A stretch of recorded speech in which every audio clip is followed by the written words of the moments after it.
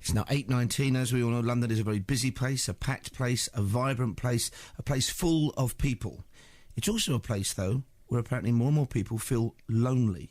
Almost half of all London boroughs are failing to tackle loneliness and isolation. The campaign to end loneliness reviewed every borough's health and wellbeing strategy and found that many local authorities right here in the capital made no mention at all of even beginning to tackle the problem of loneliness. This research also indicates that if you feel lonely, it can be as bad for your health as smoking 15 cigarettes a day.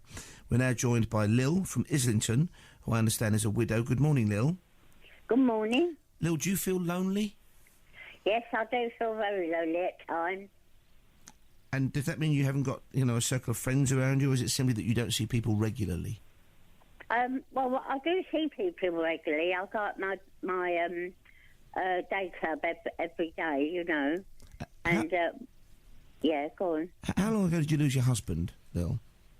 No, I never lost my husband. I got divorced years ago for mental cruelty, so... Oh, I do apologise. I was told you were a widow, so I do apologise, Lil. No, that's okay. And how old are you now, Lil, if you don't mind me asking? Well, I'll be 81 next week. And what about the rest of your family? My family's all gone now, except I've got a daughter, but she lives in Australia, and I've got a niece and 2 nephews, but I never see them.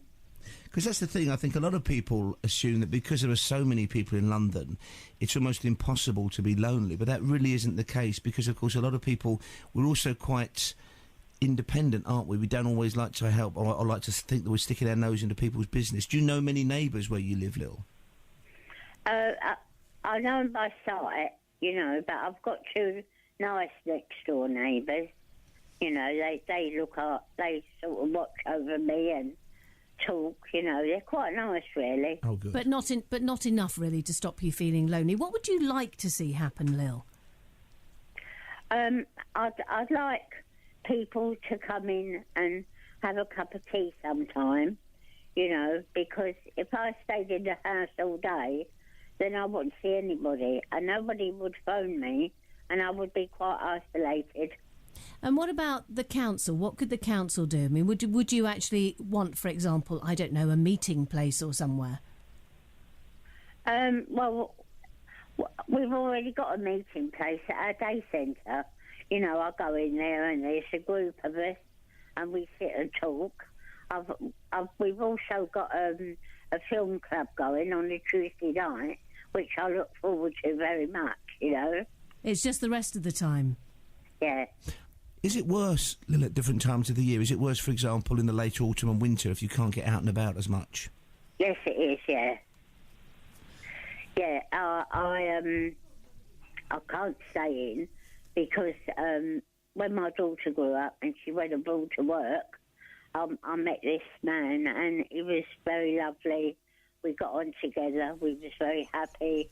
And he got cancer.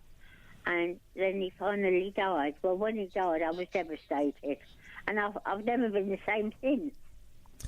Lil, it's lovely to talk to you, and thank you very much for sharing your story and your thoughts with us this morning. That's Lil from Islington there, talking about the problems, the challenges of being lonely in London. I mean, at least there are people around her, and she says she's got that little drop-in centre to go to.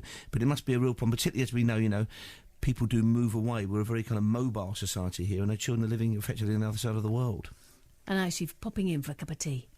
It's BBC London 94.9. I love a nice cup of tea.